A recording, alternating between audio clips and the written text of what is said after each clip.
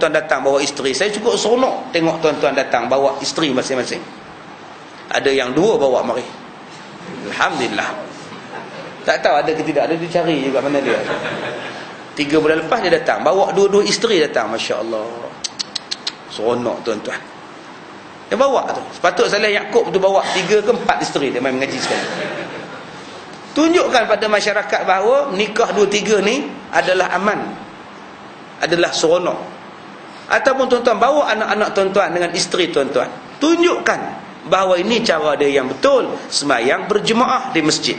Baik, dan sebagainya daripada perkara yang berbetulan dengan hawa nafsu sahaja, maka janganlah diturut akan dia. Maka jikalau seseorang mengikut juga, nescaya padanya tadi akan ada alamat turunnya bala. Lagi ada perkara besar yang jadi daripada suami yang mengikut hawa nafsu isterinya. Apa dia bala yang isteri buat, suami kena tanggung? Seperti apabila isterinya berbual dengan laki-laki yang haram, malah dimasukkan ke dalam rumah suami, tak dengan berbual tanpa perasaan cemburu daripada si suami. Yang ni berhati-hati tuan-tuan. Dia benarkan isteri dia tumpang pergi kerja naik motor laki-laki lain. Oh, tu dia. Dia kata, "Mat, hang tolong bawa isteri aku lah, aku nak outstation seminggu. Kesian dekat isteri aku, tak ada apa kenderaan, hang bawa lah." Dia bawa bukan setakat naik motor, dengan isteri dia pun dia bawa sekali. Bukan setakat isteri dia naik motor dia, dengan isteri kawan tu pun dia naik sekali. Jaga-jaga tuan-tuan, tak boleh. Yang kedua, dan seperti apabila isterinya marah, dilarangkan dia ke sana kemari dengan laki-laki yang harus nikah dengan isterinya, maka suami itu pun turut dan buat dia. Ataupun yang katanya jahatnya apa? Yang katanya jahat bila isteri ni tahu suami dia menikah lain. Bila tahu suami dia menikah lain, dia larang suami dia pergi kepada isteri nombor 2. Kamu jangan gatai, oh gatai menikah lagi seorang. Jangan, ceraikan yang belah sana, ceraikan yang nombor 2. Tak cerai, jaga kamu. Nanti ku potong kamu punya, ku simpan dalam botol. Ni ada buat filem ni, Anu dalam botol ni. Tajuk bukan-bukan ni tuan-tuan. Kan dah jadi isteri, dah jadi madu, nak buat macam mana? Masalah dia, ustaz, saya tak setuju suami saya kahwin, ustaz. Saya tu tak kisah sangat dia kahwin tu, ustaz. Masalah dia menipu saya tu. Dia menipu saya tu, saya tak terima, ustaz.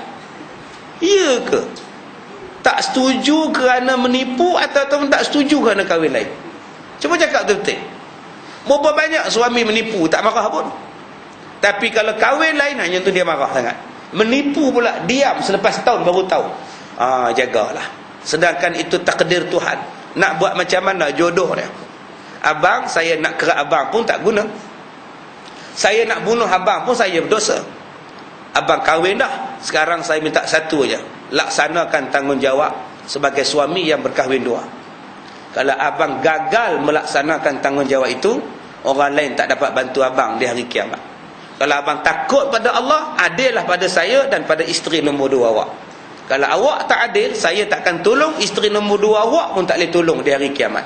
Abang dah gatal buat, tanggunglah sendiri. Tapi hak dia kena biarkan. Jangan larang. Jangan larang pergi sana, jangan larang bagi duit pada orang nombor 2, jangan.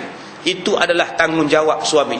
Yang ketiga, apabila isterinya keluar di dalam orang banyak dengan bersegak-segak dan bersolek sebagai terbuka auratnya, disukakan pula oleh suami.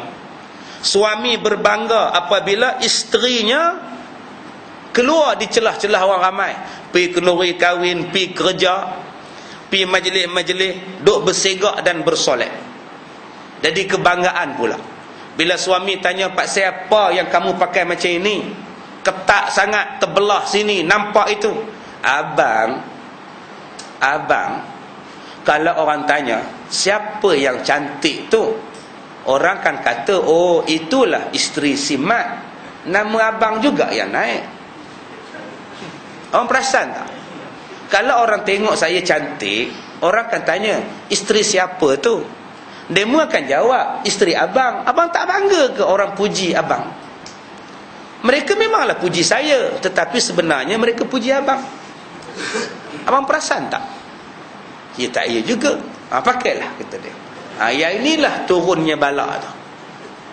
Patut-patut Tok Sah boleh keluar pakai tudung, pakai jubah hitam. Dah. Orang tak tengok lah. Pakai tudung, pakai selatu lagi di luar ni. Hapilah berjalan. Orang tak tengok dah, orang tak tegak dah. Balik ke rumah, buka jubah luar tu. Baru nampak labu labu kundo, nampak dah. Bergelik-gelak untuk suami saya. Masya Allah, seronoknya tuan-tuan. Tudungnya labuci manik-manik, bajunya cantik-cantik untuk suami tercinta. Untuk orang lain tutup, bos selendang di atas ni, orang tak nampak lawa. Tapi bila balik ke rumah, Masya Allah, yang inilah yang nak. Bukannya duduk di luar rumah cantik-cantik, bila balik ke rumah hodoh-hodoh. Tak mahu tuan-tuan. Balik ke rumah ni, ya Allah, berserugun rambut ni, rambut dah lah beruban, sekerat uban, sekerat putih, sekerat hitam ni. Laki pun takut pakai spek hitam saja supaya nampak sentiasa hitam rambut. Sebab itu sunat orang perempuan dan laki-laki yang beruban, sunat diinaikan. Sunat diinaikan dengan syarat bukan dengan warna hitam, supaya nampak cantik dan membezakan dengan orang Yahudi.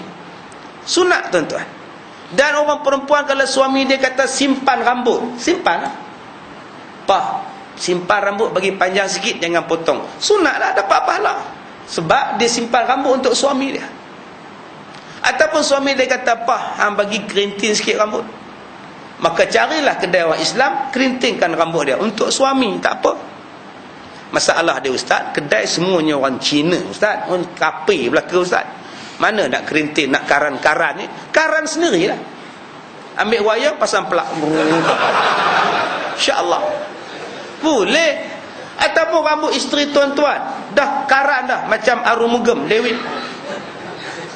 macam Dewi Arumugam. Oi, terkejut buruk suami dia. Lepas-lepas nikah, malam tu buka tudung tu, dia rambut. Aku ingat rambut kamu lurus. Tak ada abang. Mak ai masa kecil-kecil dulu minat dekat eliket. Masa mak ai mengandungkan ai, tu yang ai pun rambut macam eliket. Jadi suami dia kata, kamu luruskan. Nama dia rebonding. Maka boleh isteri tadi rebondingkan rambut dia. Untuk apa? Untuk suami. Itu bukan menukar bentuk kejadian. Tak tukar. Rebonding bukan selama-lamanya. 3 bulan dia kerinting balik. Boleh tuan-tuan. Tak jadi masalah. Dengan syarat rebonding di kedai orang Islam. Itu saja. Masalah dia ustaz, kedai salon orang Islam tak ada. Suami kan ada. Rebonding sendirilah. Macam mana ustaz? Striker. Dry cleaning tuan-tuan. InsyaAllah rambut tuan-tuan akan menjadi lurus dan botak. Ya, insyaAllah. Baik.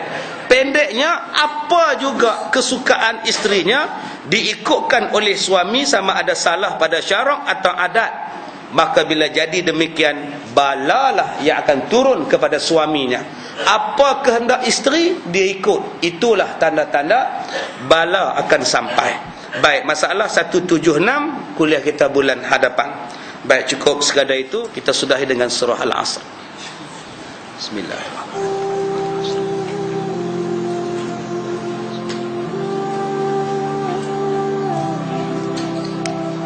دستورنا القرآن وديننا الإسلام أركانه الجليلة دعايا